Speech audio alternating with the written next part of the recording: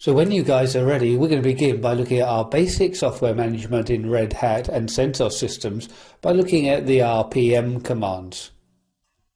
So we're at the console of my CentOS 7 server, and even though we're going to be looking at the RPM commands, we're going to actually start off by using yum so I can download some RPMs. So we're going to, just to begin with, we're going to use a yum install. And we're going to choose, let's say, HTTPD. We'll be looking at the web server here for the moment. Now we can see then when we're looking at this, we've got then the HTTPD, HTTP tools and Mailcap, and these are actually RPM files. But rather than install them, because at the moment, even though yum is the most convenient way to manage this, we really want to look at the RPM commands first. So I'm going to choose D for download only, and then go through and hit enter. So we can see then that it has downloaded only, and if we go through and just run ls, we don't download to the current directory, we download to the yum cache, and there will be more on the yum cache later. But if I go through and just take a look at using the tree command and look at var cache and yum, we can see then the layout that we have within that cache. And now included in there, we can see then that we can go down to our architecture, the release, so release 7, through into the base directory, and we can see then that we've got the packages HTTP, HTTP tools and Mailcap. When we look at the structure of those files, let's move into that directory, it'll probably be easier.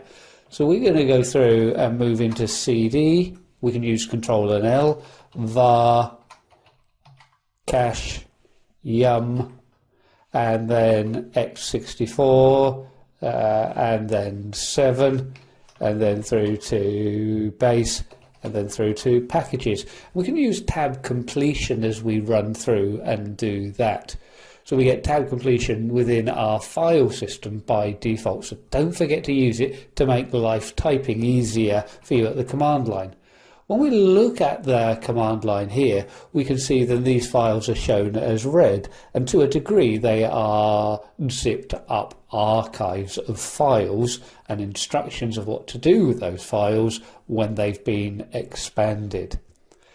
They have a name, a version, and then the operating system. So here is Enterprise Linux 7, and then we can see that it's been built for the platform, the 64-bit platform, x86_64, and then we have the RPM extension, the Red Hat Package Manager, and we use the RPM command and the RPM extension.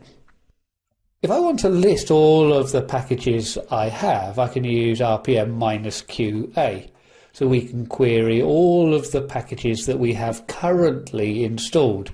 And probably this isn't going to include the HTTP package.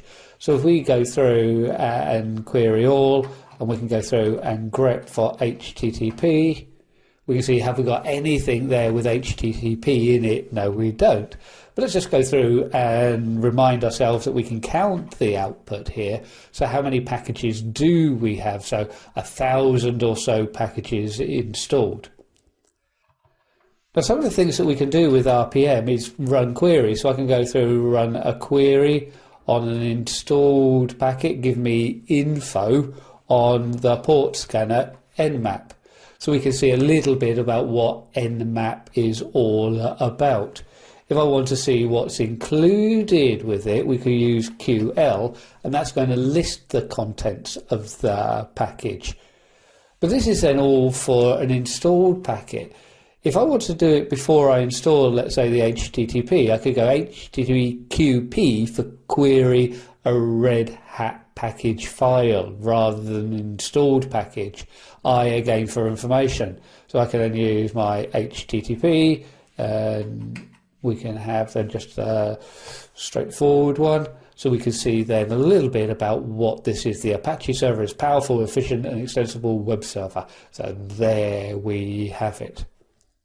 If we want to see what's included in it, then it's the same as before. We can use -qpl. But again, we're just adding in the p here, so we can list what's included with it. If I wanted to install it, I can use an RPM and then -I to install. But look what happens when I try and install this. Let's go HTTP 2.4. We can see that when I downloaded it with Yum, it told me, look, there's some dependencies. And we can see that we have dependencies until I install then the correct information. It's not going to be able to do this.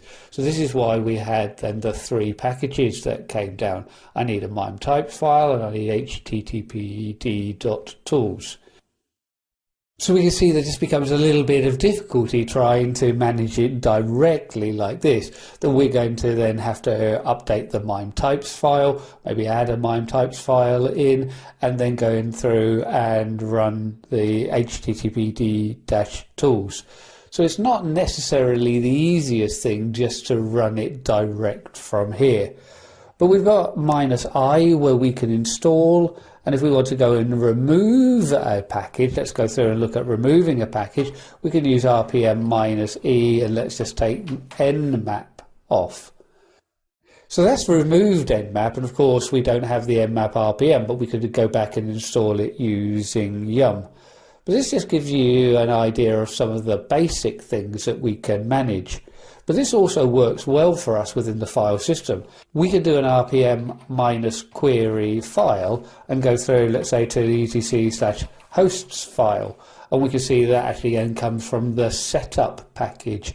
And if we wanted information on that, we could go through an RPM -query information on the setup package. So that gives you an idea. It says the settings package contains an important set of system configuration setup files, such as the password, group and profile, etc. We can also go through and use RPM -v to verify, let's say, then that setup package. And we can see that we're not getting anything coming back, so nothing seems to have changed with that. But if we go through and make a change to a file that comes with that, then we're going to get messages coming back saying, ooh, that has changed. So it's great to keep the idea of integrity of installed packages. But generally that's what we're going to use RPM for, locating files to the package that they belong to and running verification checks to ensure that a package hasn't been modified with. Moreover, though, we'll be using the Yum command, so we're going to take a look at that within the next clip.